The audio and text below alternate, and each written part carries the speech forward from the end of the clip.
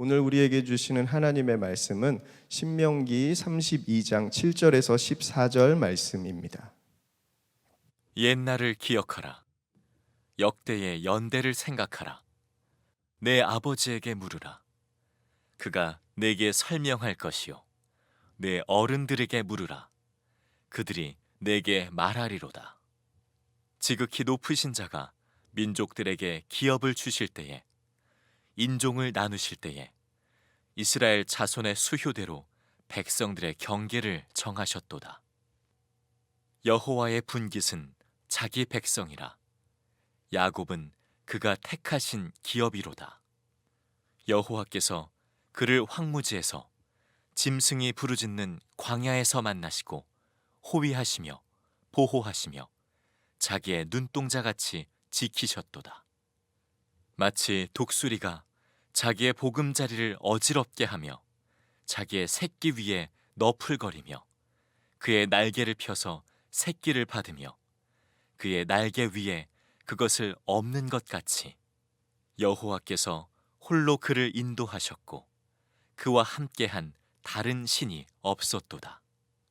여호와께서 그가 땅의 높은 곳을 타고 다니게 하시며 밭에 소산을 먹게 하시며 반석에서 꿀을, 굳은 반석에서 기름을 빨게 하시며 소의 엉긴 젖과 양의 젖과 어린 양의 기름과 바산에서 난 순양과 염소와 지극히 아름다운 밀을 먹이시며 또 포도즙의 붉은 술을 마시게 하셨도다. 네, 오늘은 교회 사랑 주일입니다.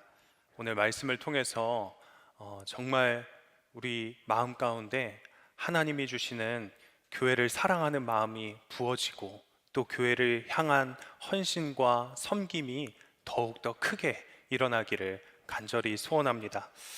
오늘 우리가 본 말씀은 모세의 유언이자 모세의 노래입니다. 여러분, 만약에 유언을 하게 된다면 여러분은 어떤 유언을 하겠습니까? 바로 우리가 할 유언은 정말 내가 살아왔던 인생의 엑기스를 뽑아서 그 말씀을 전하게 되는 것이겠죠. 모세도 자기 자신이 이제 그 가나안 땅에 들어가지 못하게 될 것을 분명히 알고 있었습니다. 그래서 그 자신이 가장 인생 가운데 기억해야 하는 것은 도대체 무엇인가, 또 우리가 붙잡아야 하는 것은 무엇인가에 대해서 이야기를 하고 있는 것이죠. 또 이것이 노래라고 불려지는 것은 그 의미가 있는데, 이 노래라는 것을 생각해 보면 우리 인생 가운데 불렀던 노래들이 있지 않습니까? 그 인생의 순간순간들마다 불렀던 노래가 있습니다. 그리고 그 노래를 우리가 다시 한번 듣게 되거나 다시 부르게 될 때 그때 당시에 있었던 일들이 생각이 나고 또 감격이 되고 감동이 되기 때문에 또 우리 감정 가운데에서 감사와 기쁨과 또는 또 다른 슬픔과 애통이 찾아오게 된다는 것이죠. 이 노래라는 것은 누군가에게 전파되고 기억되는 성질이 있다는 것입니다. 그런 의미에서 모세는 이 노래가 영원히 잊혀지지 않기를 원했습니다. 영원히 기억되고 이스라엘 백성들 속에서 살아 움직여서 영원히 체험되기를 원했습니다. 왜냐하면 그들이 이제 가나안 땅에 당도하고 가나안 땅에 들어가게 되면 어떤 일이 있을지 불보듯이 뻔했기 때문입니다. 이스라엘 백성은 430년 동안이나 애굽에서 노예 생활을 한 사람들이었습니다.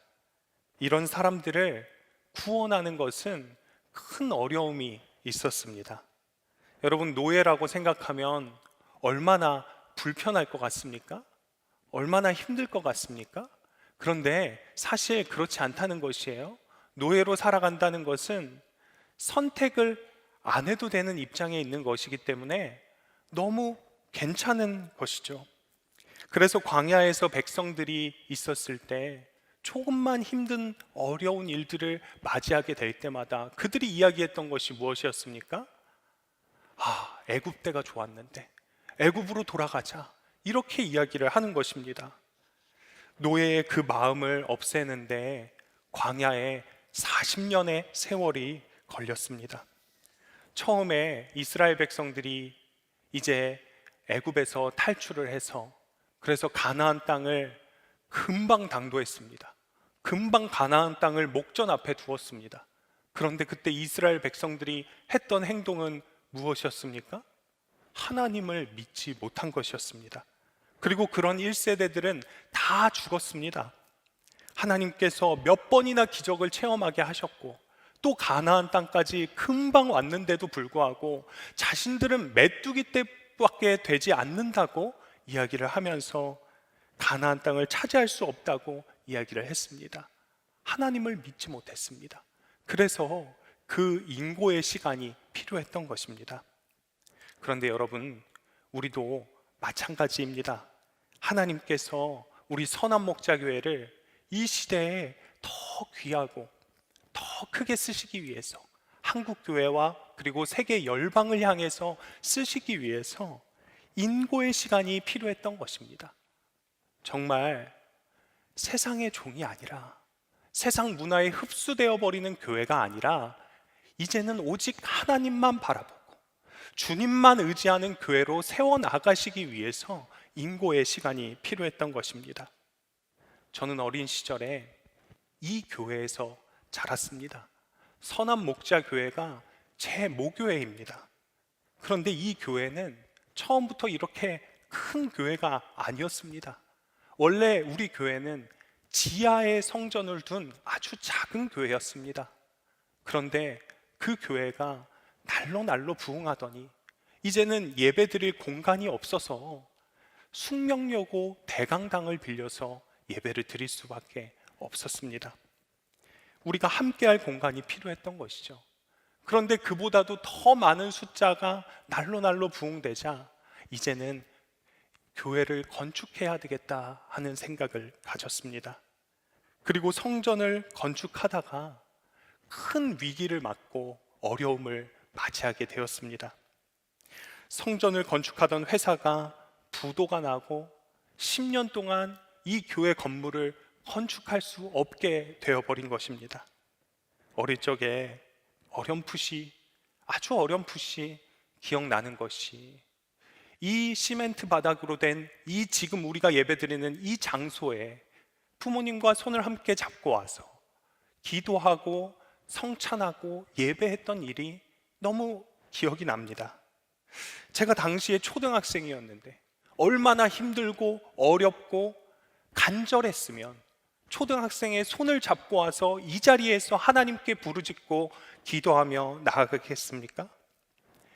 꼭 우리 교회가 광야로 들어가는 것과 같았습니다. 그런데 지금 이제는 우리 교회가 그 광야에서 거의 벗어날 때가 된 것처럼 느껴집니다. 이제 가나안 땅을 목전 앞에 둔 것만 같습니다. 그런데 그런 광야의 마지막 시간대에 우리가 꼭 기억해야 하는 것이 있습니다. 바로 오늘의 말씀입니다. 광야의 끝자락에서 모세는 신명기 32장 7절을 통해 이렇게 말하고 있습니다.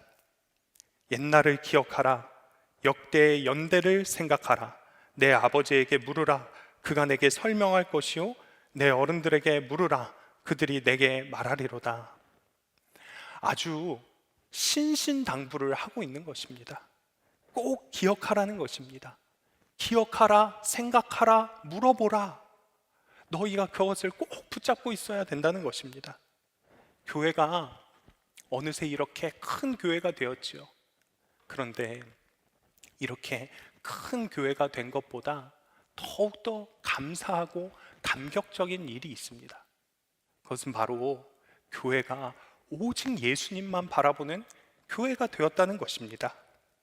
교회가 광야의 길을 통해서 오직 예수님밖에 붙잡을 것이 없는 교회가 되었습니다. 교회가 순탄하게 이렇게 크지 않았습니다. 광야의 시간이 있었다는 것이죠. 그래서 교회의 어려움과 환난을 모두 다 겪은 성도님들은 알게 됩니다. 예수님을 붙잡는 것이 얼마나 소중한 일이고 예수님을 붙잡지 않고서는 우리가 세상 가운데서 살아남을 수 없다는 것을 분명히 알게 됩니다. 그런데 여러분, 생각해 보십시오.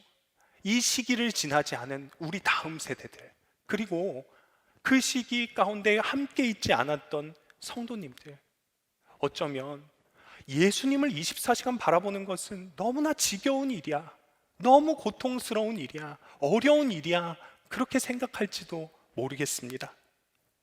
여러분, 그런데 광야에 살던 이스라엘 백성들은 어땠을까요? 절대 그렇지 않았겠죠. 광야에 살던 이스라엘 백성들에게 주님하고 동행하는 것은 너무 분명한 실제였습니다. 그리고 주님을 바라보는 것은 너무나 당연한 일이었습니다. 그래서 그들이 살 수 있었기 때문입니다.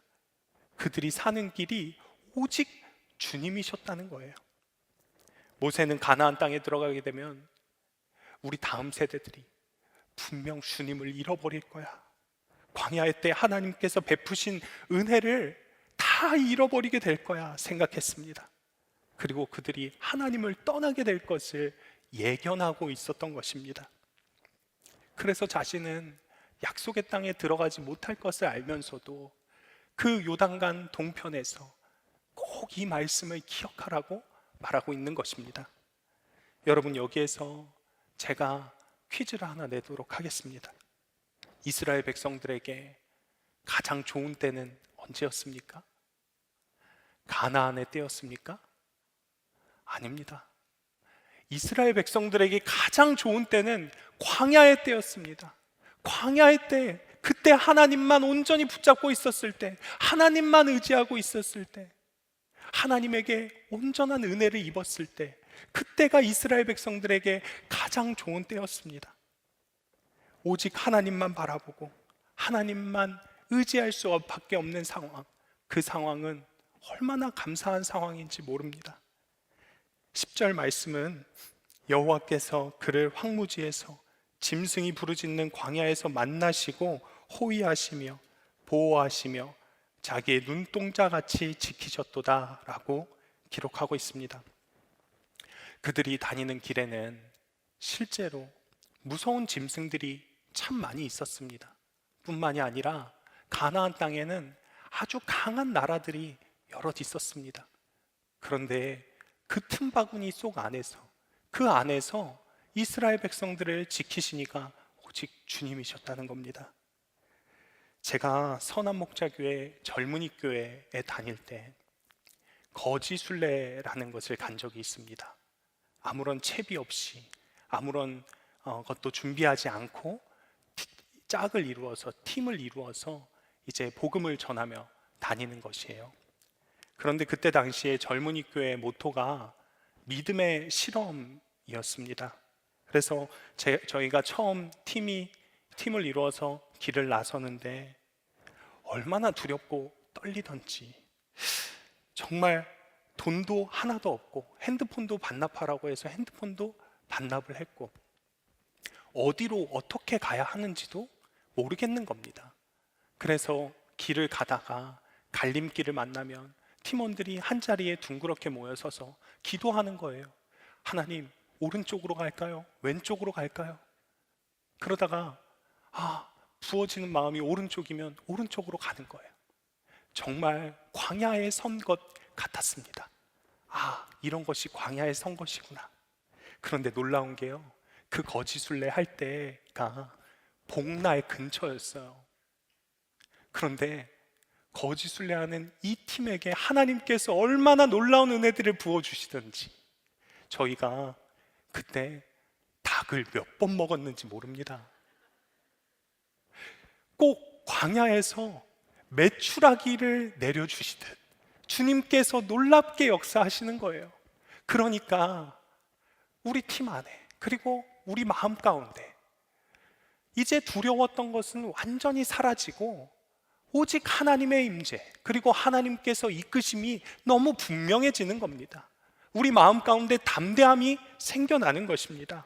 하나님이 지켜주시는구나, 하나님께서 이끄시고 계시구나. 그러니까 이제 입술에서 찬양과 감사의 고백들이 마구마구 올라오는 것이에요. 그렇게 기뻐하며 거짓순례를 잘 마칠 수 있었습니다. 그런데 선한목자교회가 우리가 거짓순례를 했던 것과 같은 그때 당시가 꼭 그런 상황이었습니다. 광야의 길을 걸어가는 것과 같은 것이죠. 정말 너무 건축 부채가 많아서 이자도 감당하기 힘든 상황, 살 얼음판을 걷는 것과 같은 상황이었습니다.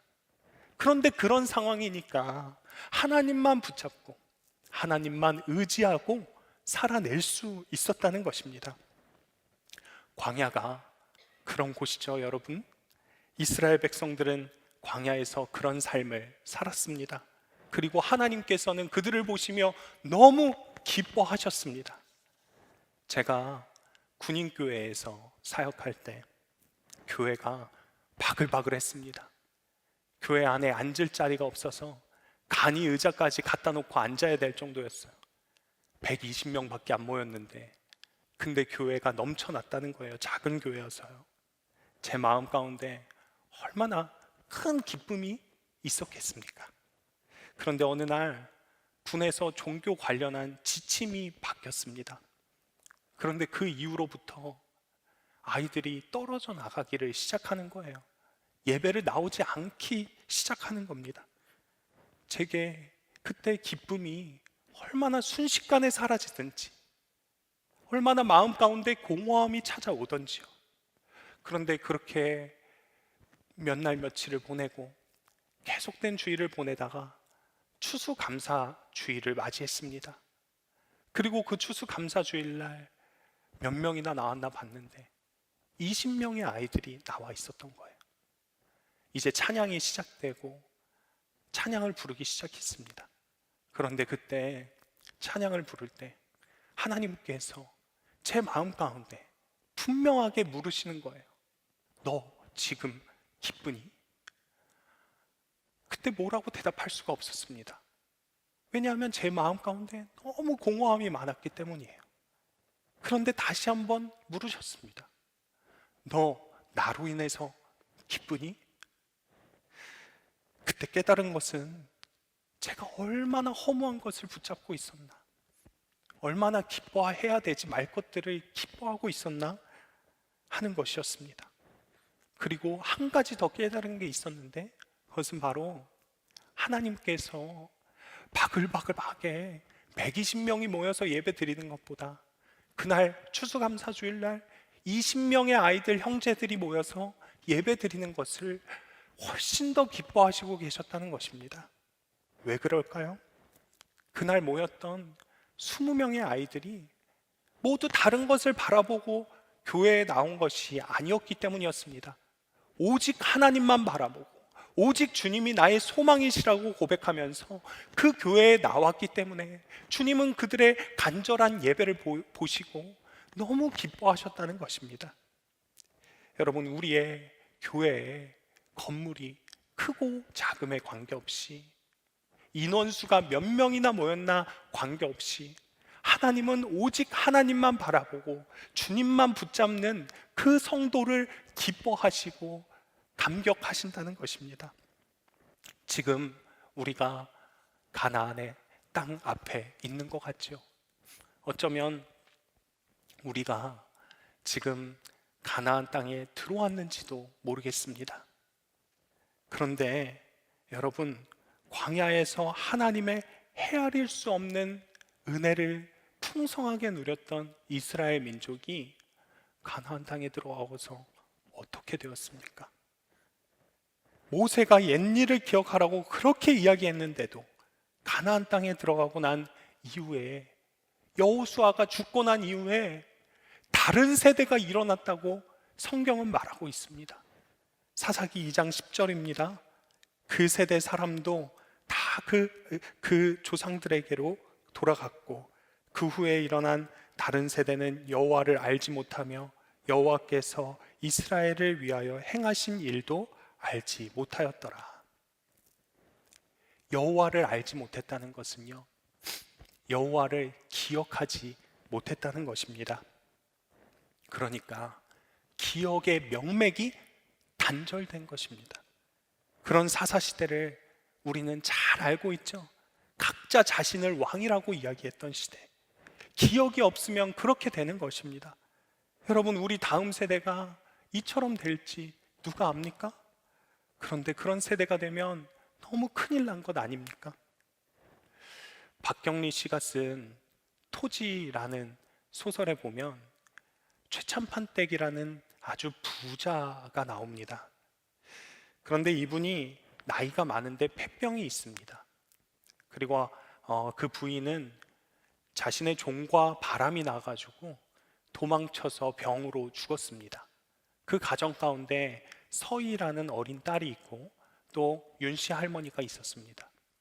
그런데 이 윤씨 할머니가 보기에 이 집이 부자기는 하지만 앞으로 자신과 그리고 자신의 아들이 최찬판댁이 죽으면 그러면 이 집을 다른 친척들이 와서 다 말아먹겠구나, 서희가 살아갈 수 없겠구나 하고 생각을 합니다. 그래서 그 윤씨 할머니께서 자신이 가지고 있던 돈들을 다 환전하여서 금괴로 바꿉니다. 그리고 그 금괴를 헌종이에 쌓아서 자신의 방에 있는 그 장롱, 발이 없는 장롱 밑에다가 차곡차곡 쌓아놓기 시작하는 것입니다. 그런데 그렇게 쌓아놓고 할머니는 서희에게 이렇게 이야기를 하죠. 너 어디로 이사를 가든지 어디로 가든지 이 장롱만큼은 꼭 가지고 가라. 그런데 정말 할머니도 아버지도 다 돌아가시고 나니까요, 이 친척들이 몰려들어서 서희가 가지고 있던 논과 밭을 다 팔아버리고 또 집도 팔아버리고 빈털터리가 되었습니다. 그리고 서희는 만주 땅으로 떠나야 했어요. 그런 그때 할머니의 말씀이 생각나서 그 장롱을 꼭 챙겨서 만주 땅으로 떠났습니다. 그런데 그렇게 만주 땅에 도착하고 나서 그 장롱을 열어봤는데 그 안에 금괴가 수북히 들어있었다는 것입니다. 그래서 그는 그것을 팔아서 목재상을 해서 다시 자기가 살던 그 집과 논밭을 살 수 있었습니다. 할머니는 손녀를 살리기 위해서 지혜롭게 대비를 한 것입니다. 그런데 여러분, 이 이야기는 그냥 이야기일 뿐이지만 우리도 여기 나오는 할머니와 같이 다음 세대를 살리기 위해서 지혜롭게 미래를 준비해야 한다는 것입니다. 우리가 이제 자라나는 다음 세대를 위해서 꼭 해야 하는 일이 있다는 것입니다.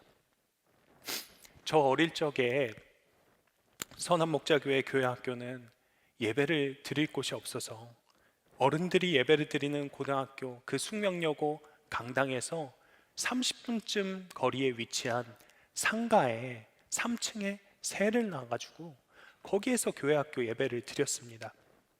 그런데 제가 집에서 혼자 버스를 타고 한 40분 거리 정도를 교회학교 예배를 먼저 드리러 가서 예배를 드리고 나서 이제 부모님이 예배 드리고 있는 그 숙명여고 강당까지 걸어서 이제 부모님을 만나러 가는 것입니다.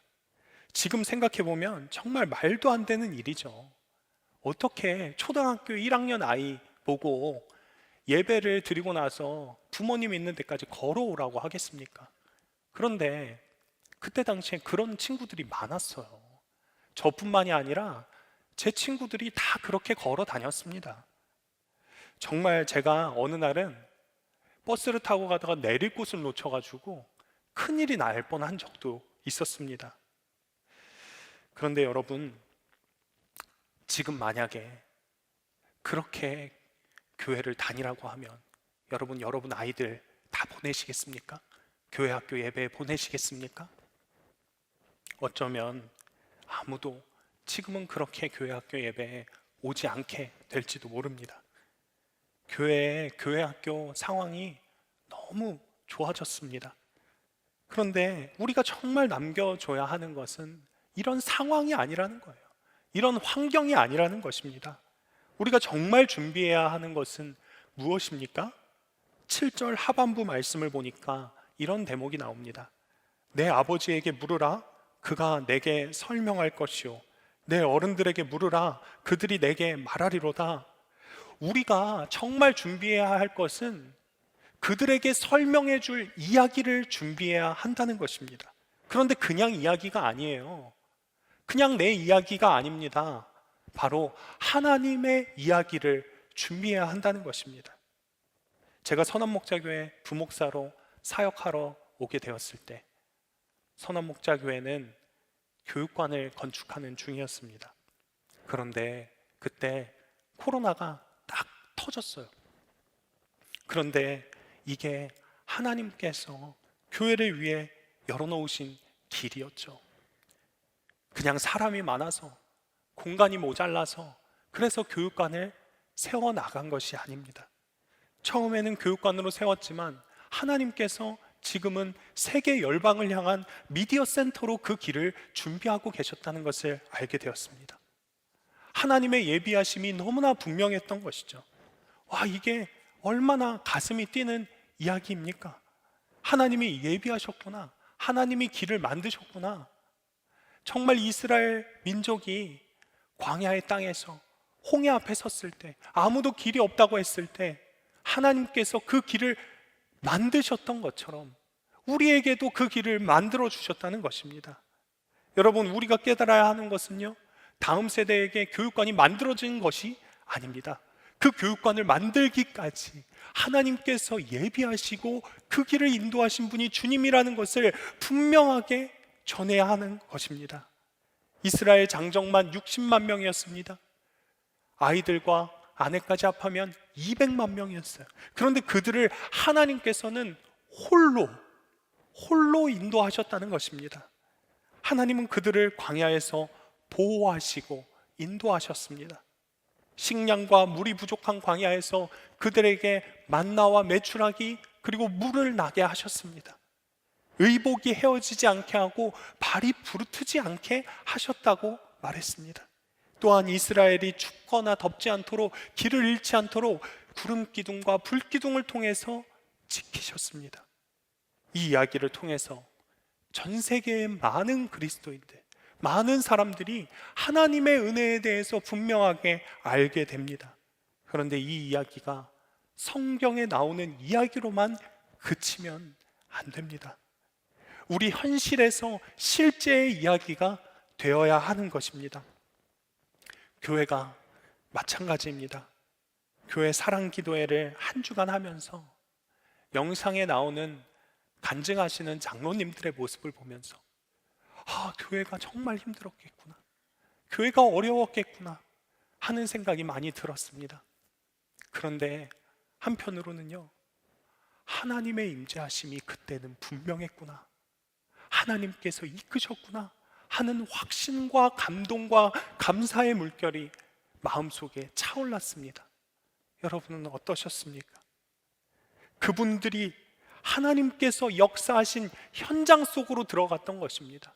어렵고 힘들고 낭망되는 일들도 많았지만 하나님께서 우리를 붙잡아 주실 것을 믿고 자신의 재산을 다 팔아서 또 자신의 집을 전당 잡아서 그렇게 헌신하는 사람들이었습니다. 그랬기 때문에 하나님께서 그들을 보호하시고 인도하셨던 것입니다.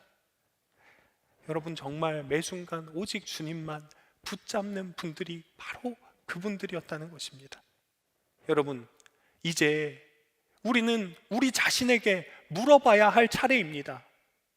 나는 다음 세대에게 기억될 만한 삶을 살아가고 있는가? 나는 정말 복음의 증인으로 서고 있는가? 정말 오직 예수 그리스도만 붙잡는 사람이 되어가고 있는가? 그때 나의 찬송은 무엇입니까? 나의 간증은 무엇입니까? 여러분, 주님을 바라보는 눈이 활짝 열리시기를 바랍니다. 그래서 주님과 동행하는 것이 그냥 옆 사람에게 들은 이야기가 아니라 실제가 되기를 축복합니다. 우리 개개인이 주님과 동행함으로써 정말 이 예수님의 몸된 교회를 세워 나가는 것입니다. 주님이 주시는 마음을 품고 정말 교회를 향한 헌신을 나타내는 것입니다. 주님이 주인 되신 그 교회를 세워 나가는 것입니다. 하나님께서 우리에게 복을 주셨죠. 그러니까 이제 우리가 할 일은 한국 교회와 열방을 향하여서 더 큰 섬김과 헌신으로 주님을 체험하고 또 주님의 증인으로 우리가 서는 일입니다. 여러분 모두가 그 역사의 현장 가운데로 들어오시고 살아 역사하시는 하나님의 은혜를 맛보며 살아가는 우리 모두가 되기를 축복합니다. 우리가 이 시간 함께 기도하며 나아가도록 하겠습니다.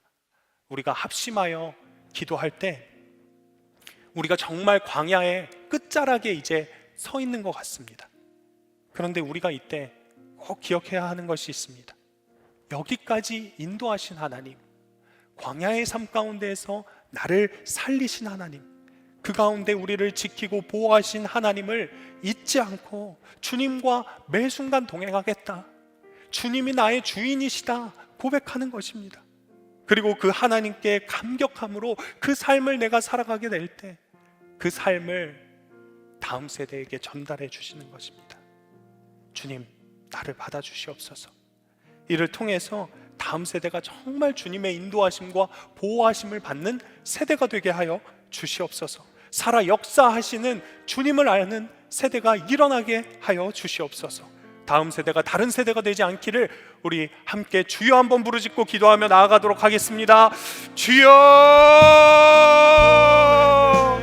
하나님 아버지 감사합니다. 이 시간 우리가 정말 주님 광야의 때를 기억하며 나아갑니다. 이 광야의 때, 광야의 끝자락에 우리가 꼭 서 있는 것 같습니다. 아버지, 그러나 그때 우리가 해야 하는 것은 우리가 오직 주님을 붙잡는 것, 주님만 기억하는 것, 주님만 바라보는 것임을 압니다. 아버지 하나님, 우리가 그렇게 살게 하여 주시옵소서. 우리가 복음의 증인으로 살게 하여 주시옵소서. 우리가 복음의 빚진 자로 살게 하여 주시옵소서. 우리가 그렇게 기억하고 살아갈 때 우리의 삶을 드러내시고 우리의 삶 가운데 역사하시는 주님을 만나기를 간절히 소원합니다. 우리의 삶 가운데 주님 온전히 임재하여 주시고 광야의 때, 그 믿음의 때, 오직 그 믿음을 우리가 붙잡고 우리가 다음 세대들에게도 모두 물려줄 수 있는 우리가 될 수 있도록 주님 인도하여 주시옵소서. 우리가 다음 세대에게 온전히 우리의 믿음을 물려주게 하여 주시고 우리가 이 다음 세대를 통하여서 정말 드러나실 하나님을 찬양하며 나아가게 하여 주시옵소서.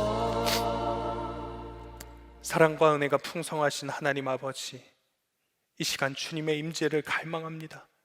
갈망하는 자에게 부어주시는 풍성한 은혜의 삶을 우리 모두가 온전히 누리게 하여 주시옵소서. 여기까지 인도하신 하나님, 앞으로 우리의 삶이 광야의 삶과 같이 오직 주님만 의지하는 삶을 살게 되기를 소원합니다. 주님만 바라보게 하시고 주님과 동행하게 하여 주시옵소서. 주님을 나의 주인이라고 고백하게 하여 주시옵소서.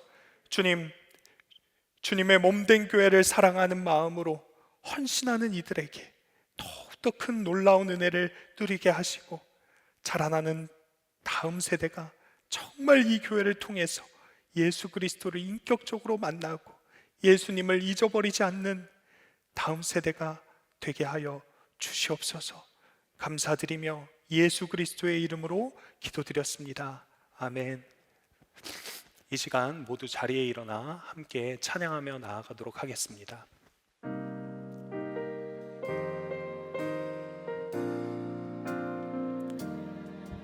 우리에겐 소원이 하나 있네. 주님 다시 오실 그날까지 우리 가슴에 새긴 주의 십자가 사랑, 나의 교회를 사랑케 하네.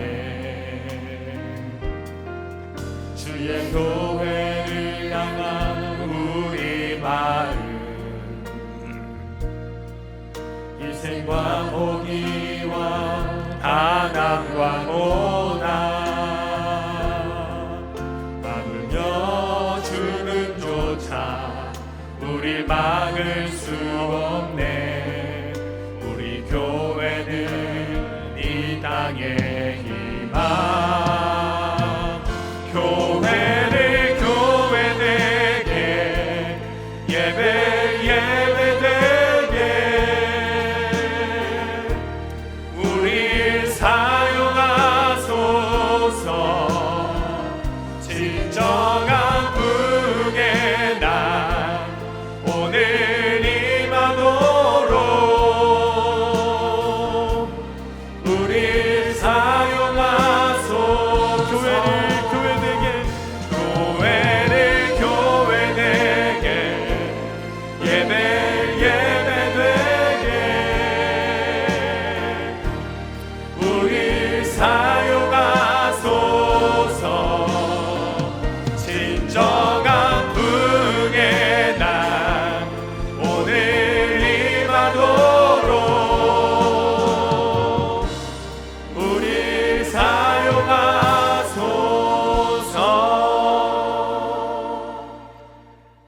이제는 우리 구주 예수 그리스도의 크고 놀라우신 은혜와 성령님의 무한하신 사랑하심과 역사하심이 이 자리 가운데 모여서 오직 예수 그리스도를 나의 주인이라고 고백하는 모든 성도들 위해 영원토록 함께 하시기를 축원하옵나이다.